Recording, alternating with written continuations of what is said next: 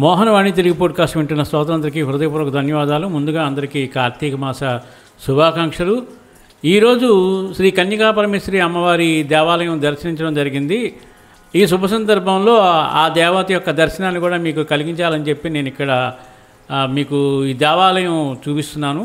ఈ దేవాలయంలో మనకి విఘ్నేశ్వరుడు ఉన్నాడు, ఆ పక్కన సాయినాథుడు కూడా కొలువే ఉన్నాడు. దాని తర్వాత నెక్స్ట్ నగరేశ్వర అంటే ఈశ్వరుని యొక్క మందిరం, అది దాన్ని నగరేశ్వర అని అంటున్నారు.